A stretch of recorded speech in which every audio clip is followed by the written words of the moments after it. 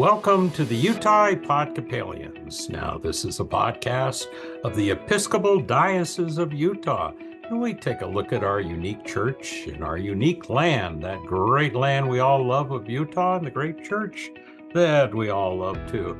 And today we're going to talk about something different. You know, we talk about ministry a lot.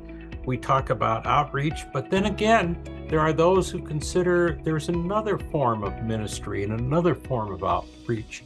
And that is that our church has an unusual government system, and that government has a lot of lay members and some clerical members, and of course the bishop of the church, Bishop Phyllis Spiegel. And I want to talk to right now one of the folks who is retiring as head of one of the most major of the committees, Kurt Cook, who is a member of the laity and a member of the Cathedral Church of St. Mark's. Welcome, Kurt, and job well done. You've been in church government for so long that the standing committee, we're going to get into what that means. And you've been also on the, shall we say, the congregational level, which would be at St. Mark's Cathedral, of which you served as a warden. First of all, I'm going to just ask you, as part of ministry, did you view your many years in church positions as a ministry, or is it because you're also a business person? Gosh, that's a great question, Craig. I really do view it as ministry because it's about service. Yes, I have a business background, which helps, both in the warden level and the standing committee level, but it's really about serving God by serving your fellow man.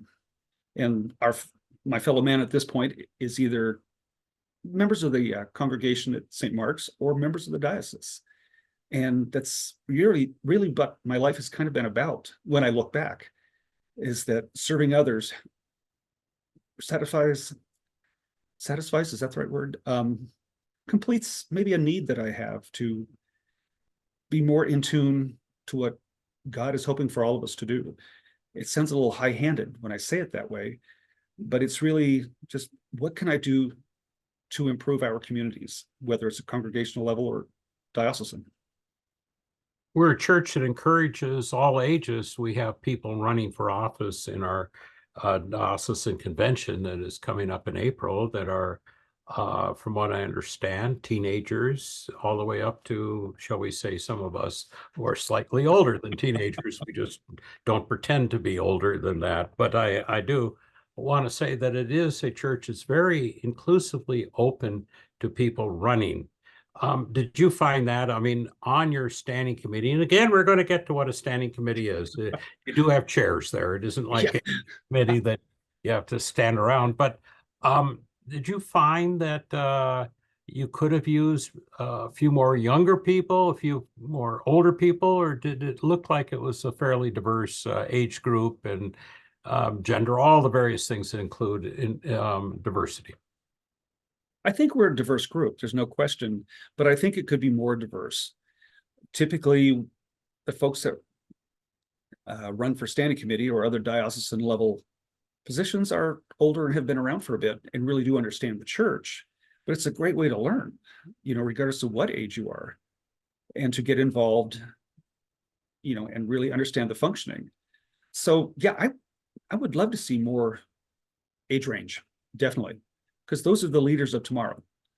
I'm one of the gray-haired folks, and it's, and we do good work, don't get me wrong, and we love serving, but my hope is to see younger folks want to try it. For those that aren't totally understanding of the governance of our church, and I know that a lot of people that call themselves Episcopalians aren't either, and this is a good chance to talk about that. Of course, we have a wider church, which is governed by what we call the General Convention, and it is made up of bishops. It is made up of what we call the House of Deputies, which has clerics and lay people. They're elected by the diocese.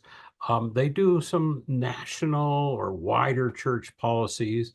And then we have on the diocesan level, that's where I'm going to have you start to describing what do we have that would you consider the governance of this diocese, this church on a diocesan level? A diocese, of course, is a group of churches. We have 22, 24, whatever, and congregational groups that represent our diocese. And how is that organized in the purposes of various committees? Of course, the bishop is in charge of the theology of the church, is how we get it, or the ministry of the church, and has a lot to do in these other boards. But there's also a very big presence of standing committee, diocesan council. This is your chance. Give me the organizational hierarchy, please. Well, I think we better start at the basic level, which is diocesan convention. You know, they elect the members of the standing committee and the diocesan council. And that was the first way I got involved, you know, with the diocese. Was a convention delegate from the cathedral in 2003 or 2004. And it really kind of led to wanting to be more involved and learning more about how our diocese works. So convention passes resolutions very much on the same principle and manner that general convention does for the whole church, but that our convention passes our canons and constitutions that govern the Diocese of Utah. There's the two larger committees, then standing committee and diocesan council, each having clearly defined roles and separations of duties. Yeah, I often tell people who aren't Episcopalian that you can almost compare us to the federal government with an executive and then two houses. Now, I also say we're probably a lot more effective, you know, than current things in Washington. But yeah, we divide up and we work on our separate projects, but we're also really trying harder to work together the last 2 years under Bishop Spiegel. And we've had two meetings now, one every year, the last 2 years, of the two council groups and the trustees, so that everyone understands the different jobs better and how we can get along and make a healthier diocese. The stand committee is the board of trustees. We are the bishop's council of advice.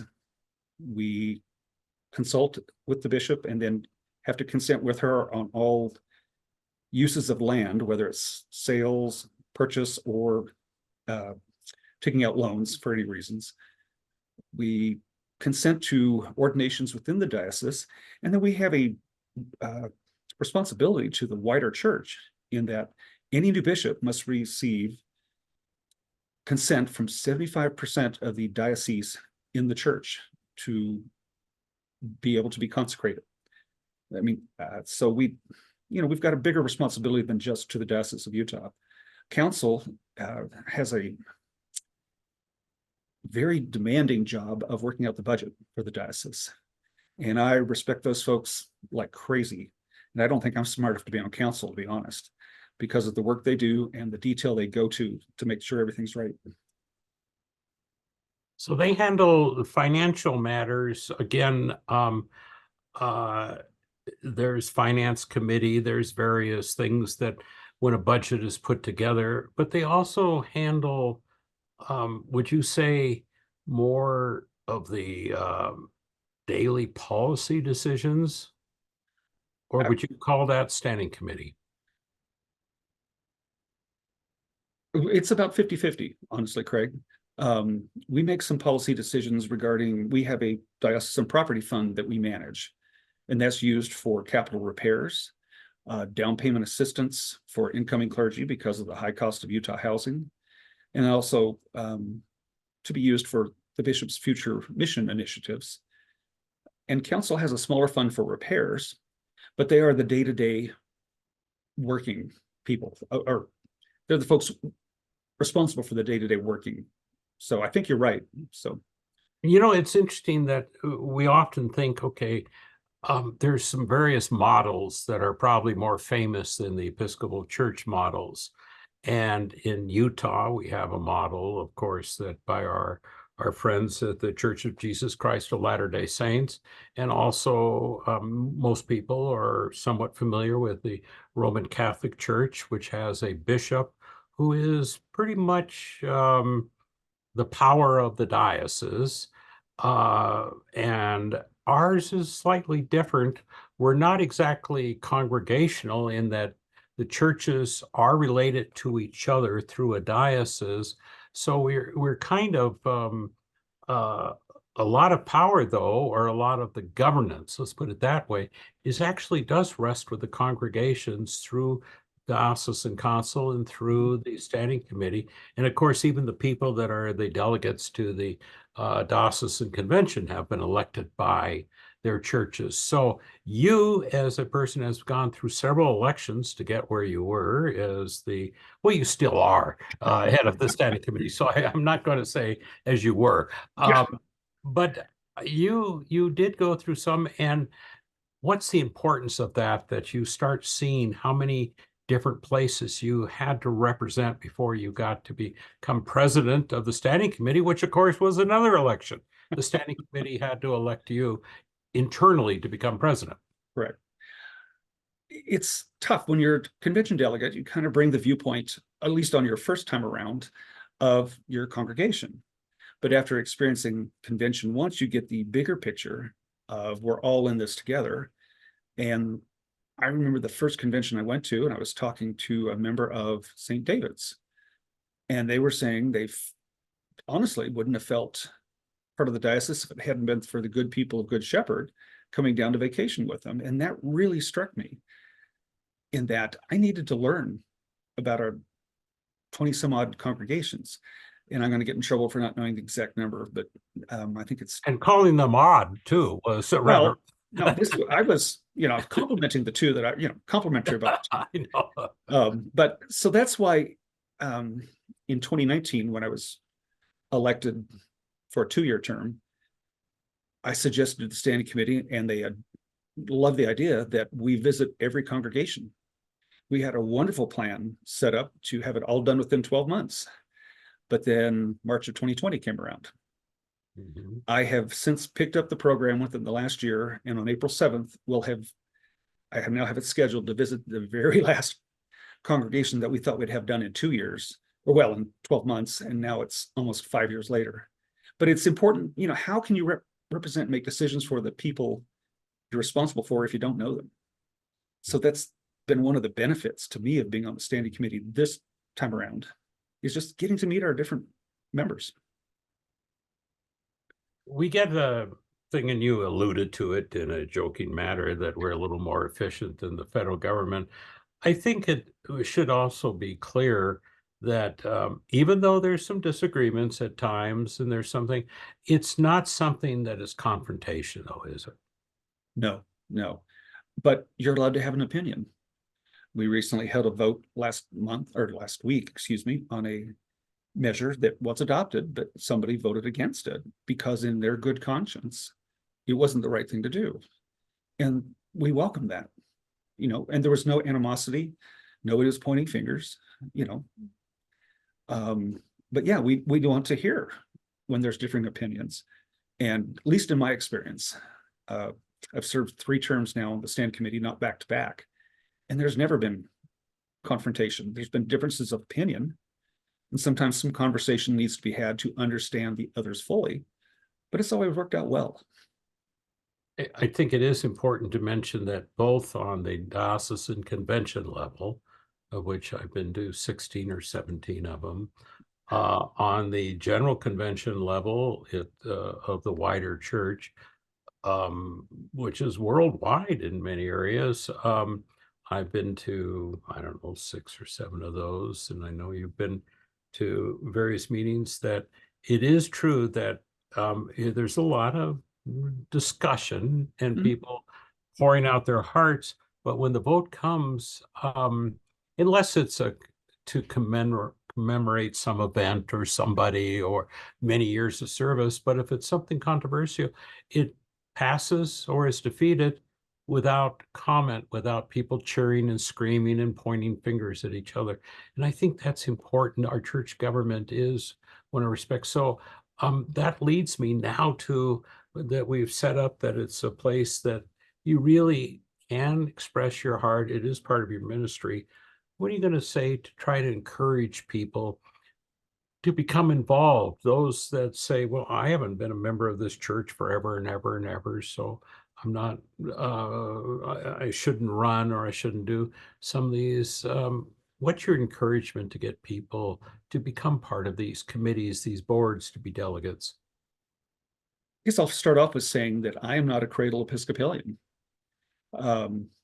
As of April 1st of this year, I will have been Episcopalian longer than any other religion that I belonged to in my life, but it wasn't something that was required or demanded.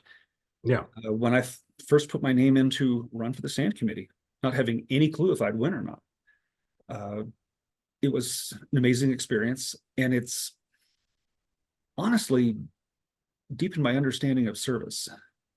Now, I would never say that I totally understand what it's like to give my life for somebody else, but I happily donate time and effort. And I think it's made me a better person. That's judgment everybody else will have to make. Oh, I agree. I mean, you've been a very valid and valued person. I meant that to say that, and your dedication to this church is an inspiration and part of the ministry that I'm proud to say I've witnessed and appreciate from you as both a friend and as somebody who, as a diocesan employee, there's a point where I have to answer to certain committees and boards, such as what you're on. We've been keeping tabs on you, Craig. No, I'm joking. No, if you kept tabs on me, I wouldn't. Never mind. You over now? I'll go there. No, I think I speak for the rest of the 6 currently on there, and probably for any of the others I've served with, who've all been phenomenal people. It means a lot to us to help the diocese function. What we do enables others to do what they're called to do in different ministries. St. George used to have Grace St. George used to have a lunch program for folks who didn't have a way to get lunches ordinarily. St. James has a food bank. St. Paul's has a food bank. Cathedral has Hildegard's Pantry. And I'm going to get in trouble for only naming those, but that's all I can remember off the top of my head. But because we do our job, we enable these other people and other groups to do what they do to really benefit folks at risk and the folks who have to go without. And that's important. So it's not just a business. I mean, when you are all together, you're not just looking at budgets and you're not looking at what a traditional board of directors might be looking at. You're not saying, look, we have these budget considerations. We have this. How are we going to turn a profit in Clearfield or something? I mean, you do look at ministry. You do look at that kind of stuff. Absolutely. And we look at the ministries that the members of our different congregations provide. And that's super important because it defines or tells us who they are, it's not a judgmental thing, but it helps us understand and appreciate just what the various groups have been doing, and quietly, often without recognition. And so it's not just the boardroom meeting, everybody's got a glass of Jack Daniels or what, something over. Is that what they do at board meetings? Well, that's what I've heard. I've never been on outside board meetings, but this is the type of business that needs to be done. And there's a little bit of dryness to it at times, but it's rewarding because it's not just profit and loss. How do you define a person's life that, goes to Hildegard's or the warming shelter that St. Mark's is part of now. And Logan has a warming shelter also, St. John's. Typically I speak in places rather than the name of the churches, and that's bad. There's a lot of things we do to try to improve people's lives, and we're happy to be part of that. How do you work with the bishop? I mean, most people are familiar that the bishop is part of our governance and is an ex officio member or even a participant in these various meetings. How does that all work? I mean, with what the bishop says in some churches, you would say, well, that goes. I mean, we know in certain faith models that we witness in Utah that the bishop is very powerful. And I'm not taking away any of the Right. power that our bishop has. When I say power, graciousness and grace that she has. But how does that work? That you work with the bishop? The bishop is ex officio on the standing committee and president of diocesan council. So when he or she, because I've worked with both Bishop Scott and Bishop Phyllis, has something they'd like to consider, they make a request. We're not commanded, just like you were saying. And we do our best to evaluate the request and compare it to the mission and goals of the diocese as a whole as we best understand them. Now, we've never had a problem. Typically speaking, everything sails right through because they're well-grounded requests, well thought out.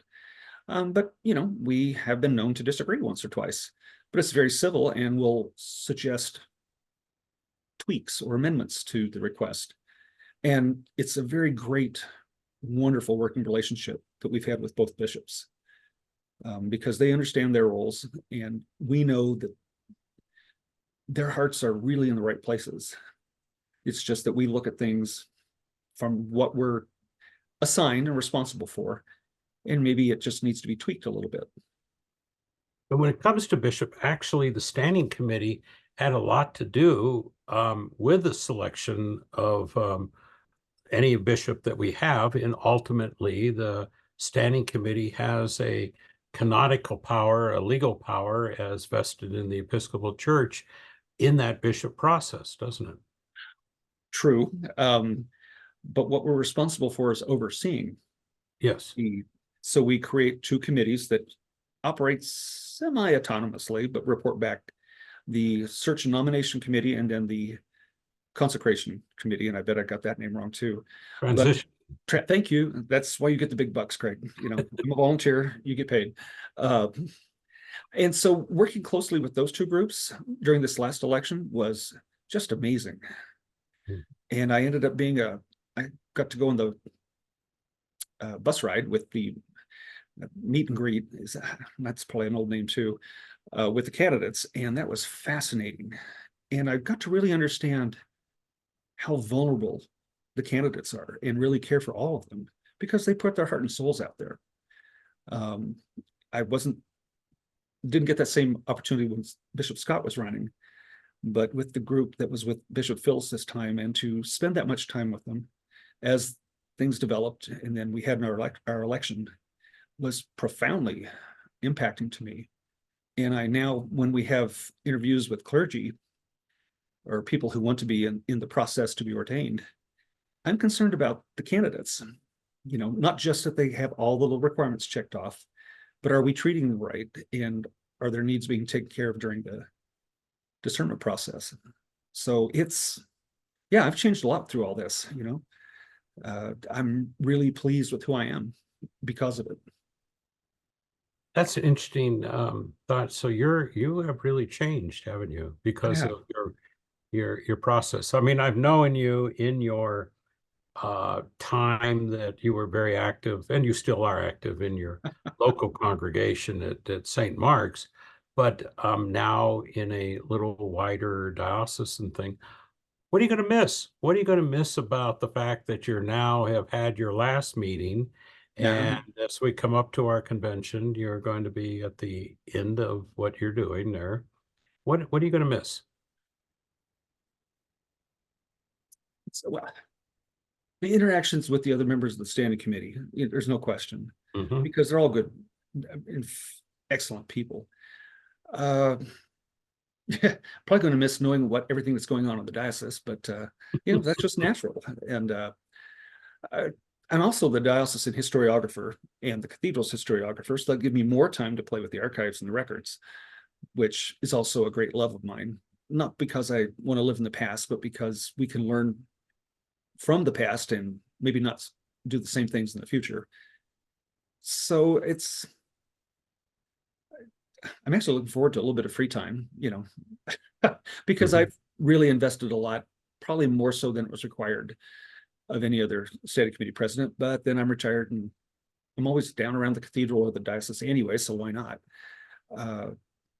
So I don't say I'm not going to miss anything. It's just I haven't figured that out yet. Now, the standing committee has treated the staff at the ECCU to a chili lunch the last and I want to say, when you say chili, it doesn't mean a cold atmosphere. Chili, no, as in that dish chili, of which you did the it's your recipe. And by the way, as a vegetarian, and you've always made that great vegetarian chili too, I deeply appreciate that. But I know you did that, and it's part of the interaction. I don't want to put words in your mouth, but this was not an aloof government that was upstairs in our wonderful building, the Episcopal Church Center of Utah, and why we toiled downstairs.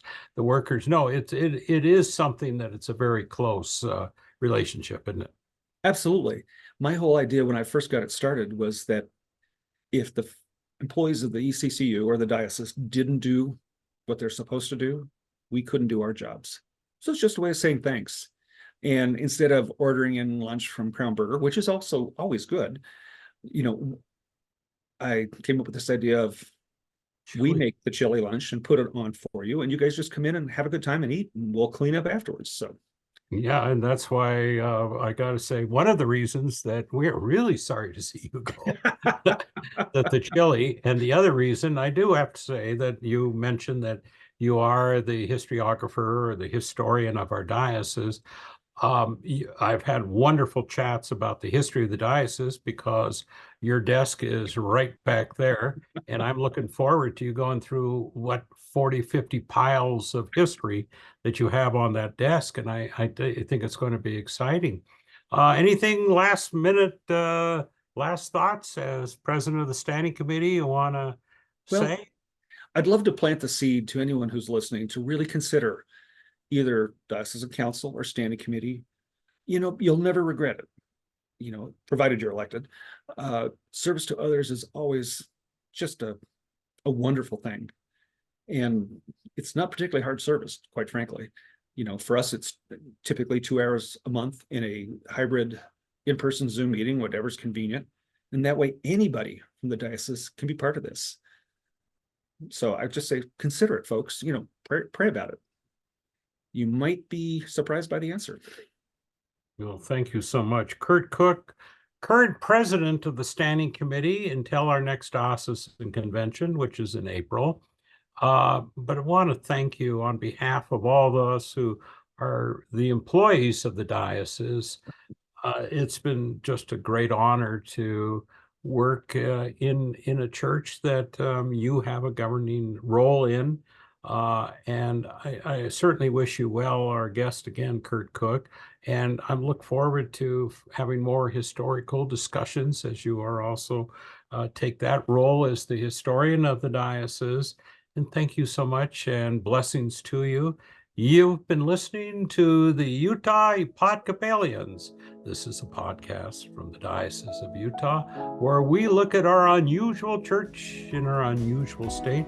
I'm Craig Wirth of the diocese. Thanks a lot for listening.